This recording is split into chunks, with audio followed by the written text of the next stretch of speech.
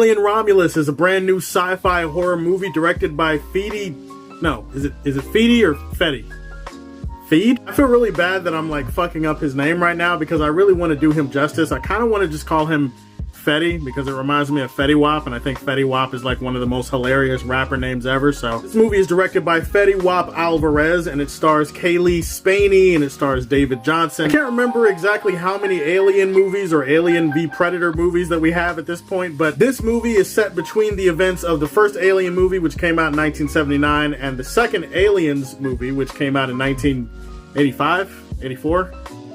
85. When a small group of space scavengers are ravaging the remains of a derelict space station, they come face to face with one of the most terrifying organisms in existence. Right off the bat, when I start off with the positives for this movie, like I said, check your expectations at the door. What do you expect this movie to be? You guys know that Fedé directed movies like Don't Breathe and Evil Dead Rise, so yeah, it's a sci-fi horror movie. And as a longtime Alien fan, we all know that as soon as these people step onto that ship, yeah, they're fucked. You niggas in trouble, niggas in trouble, you niggas in trouble, niggas in trouble, you niggas in trouble, niggas in trouble, you niggas in trouble. I'm here to let you know that if you're expecting Don't Breathe in space mixed with the greatest hits of the Alien franchise, that's exactly the type of movie that Fedé set out to make, and that's exactly the type of movie you're gonna get. I gotta say, this is one of the most gorgeously shot and filmed movies of the entire year, and for sci-fi movies, I mean, it stacks up there in terms of the best looking sci-fi movies that you've seen probably in the last decade. I mean, this movie has amazing and incredible art design, production design. Almost everything in this movie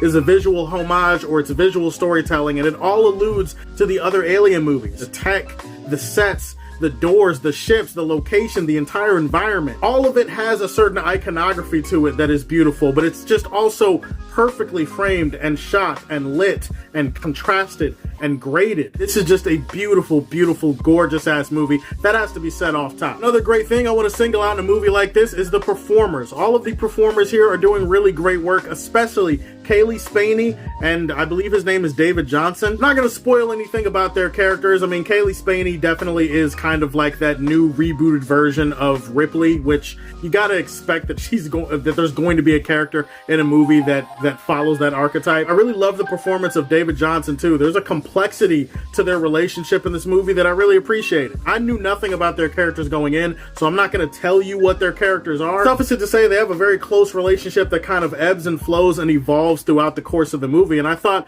that was one of the most intriguing emotional connections to hold on to in this movie. Fedé gets great work emotionally out of the people that he needs to. He also gets a lot of terror and horror out of the people that, you know, let's face it, are going to die in this movie. This movie definitely is paying homage at different points to a lot of the Alien movies. There's a lot of references, there's a lot of callbacks, a lot of member berries and nostalgia that is definitely going to hit you in your feels sometimes. Mostly this movie is trying to evoke the style and the tone and the feel of the first two Alien movies, and if it has to choose between those two movies, it definitely leans more towards Alien. This entire film feels like a love letter of sorts to the first Alien movie in terms of its approach. There's a slow build of tension and dread. They take their time with the shots, they take their time setting up the characters. That's why I mentioned Don't Breathe before, because he directed Don't Breathe. He definitely recreates that experience in space, except instead of a blind old man that's like fucking some people up, breaking up into his house, you know, it's a xenomorph. Speaking of the xenomorphs, they're back and better than ever. They look great, they're terrifying. The gore and the blood and the violence and the action definitely is going to remind you a lot of Aliens as well. I will say this, in terms of the face huggers in this movie, this is maybe the most terrifying that the face huggers have ever been in any Alien movie. I don't think anything in this movie tops the scene from Aliens with Ripley and Newt in that room. Like, that is an all-time scene. You can tell that this movie wants a lot of its scenes to feel like that scene. Like, there's a sense of claustrophobia, there's a sense of dread. This is a movie that takes some wild swings, particularly in the third act. I'm not gonna lie, I was sitting there going, what the fuck, like 10 straight times under my breath watching the third act of this movie. I feel like most people are gonna lose their shit. That is to say, the third act is definitely gonna be divisive for some people. I thought most of it was actually pretty badass, pretty awesome. Like, Fedé goes sicko mode here. Like, Fedé goes crazy here in this third act. He really tries to create something that swings for the fences, something very ambitious. Does he overextend his grasp sometimes?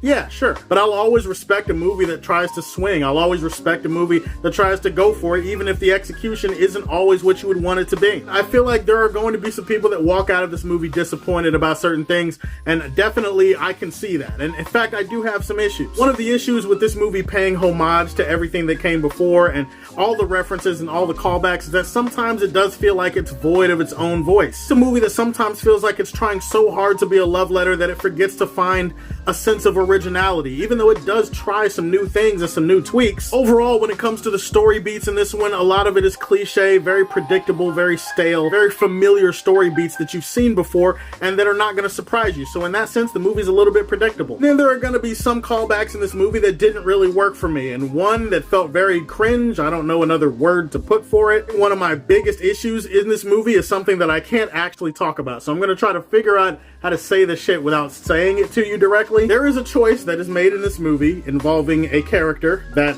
fits well into the history of the franchise. There's a decision with this character that I thought was just going to be for a moment, and instead this moment kind of lasts throughout the second and third acts of the movie. And at the end of the day, this decision, this choice, and what they do with this character, it just feels very awkward and jarring to me. And overall, it just didn't really work. Thematically and visually, I had a lot of issues with this thing that they do in the movie. Again, I can't say what it is. There's an emotional core to the movie that you care about, even while there's cannon fodder in the movie where you're just like, yeah, I can't wait to see how you die. And they die pretty horribly. Overall, Alien Romulus was actually pretty fucking awesome, and I'm gonna give this one the highest rating on my channel, Superman Prime. Guys, those are my thoughts on Alien Romulus. I can't wait to see it again this weekend. I understand if it's divisive, but if you have seen it, tell me what you thought about it. If you have or haven't seen it, doesn't matter. What's your favorite Alien movie of the entire franchise? Put that in the comment section down below. Please like and subscribe to the Superfan Show, and if you like what you see, tell me how you feel. Stay tuned to hear more from the Man of Steel. Peace.